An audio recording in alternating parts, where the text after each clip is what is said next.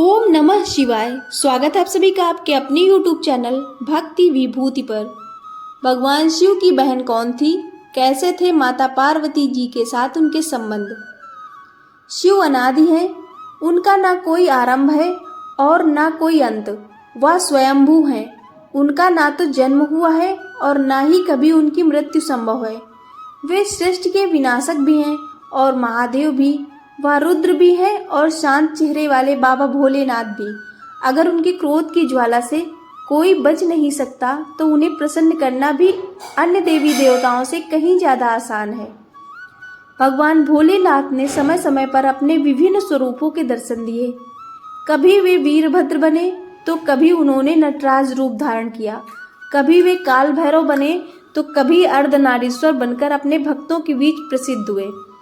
शिव को अघोर तंत्र का जनक भी माना जाता है। यही वजह है कि अघोर साधक शिव और शक्ति के स्वरूप की पूजा कर सिद्धियां एकत्रित करने में अपना जीवन व्यतीत कर देते हैं। भगवान शिव से जुड़े कई रहस्य, कई कथाएं हम अक्सर सुनते रहते हैं। शिव परिवार यानी भगवान गणेश, कार्तिकेय, माता पार्वती, इनसे जुड़ी कथाएं भी हम कई बार सुन चुके हैं। लेकिन बहुत से लोग अभी इस बात से अनभिज्ञ हैं कि भगवान शिव की एक बहन भी थी। क्या कभी आपने भगवान शिव की बहन के विषय में सुना है? नहीं तो चलिए आज हम आपको नंद भाभी यानी भगवान शिव की बहन असावरी देवी और माता पार्वती से जुड़ी एक अद्भुत कथा सुनाते हैं।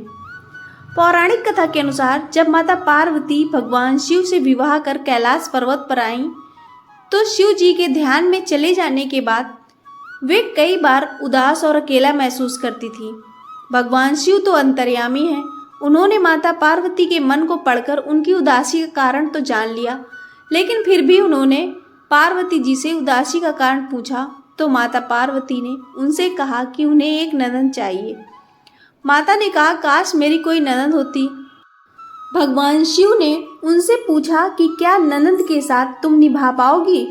तो इस सवाल के जवाब में देवी पार्वती ने कहा, ननद से मेरी क्यों नहीं बनेगी। भगवान शिव ने उनसे कहा, ठीक है, मैं तुम्हें एक ननद लाकर देता हूँ।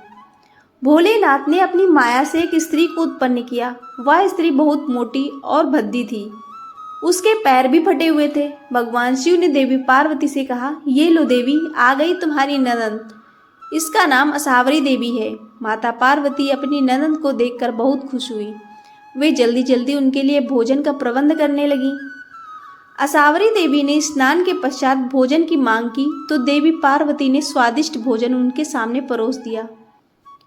असावरी देवी सारा भोजन खा गईं और सारा अन्न भी खा गईं।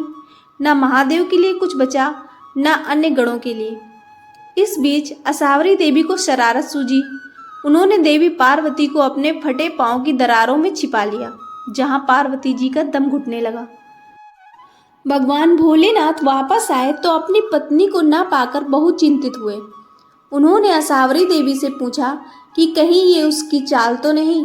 असावरी देवी मुस्कुराने लगी और पार्वती जी को अपने पैरों की दरारों से आज़ाद किया। आज़ाद होते ही देवी ने कहा, भोलेनाथ कृपा कर ननद को अपने ससुराल भेज दें, अब और धैर्य नहीं रखा जाता। भगवान शिव ने जल्द ही असावरी देवी को कैलाश पर्वत से विदा किया। इस घटना के बाद से ही ननद भाभी के बीच छोटी छोटी तकरार और नोक-झोंक का सिलसिला आरंभ हुआ। आपको यह जानकारी कैसी लगी, कृपया कमेंट करके अवश्य बताएं। जानकारी पसंद आई हो तो वीडियो को लाइक और शेयर करें।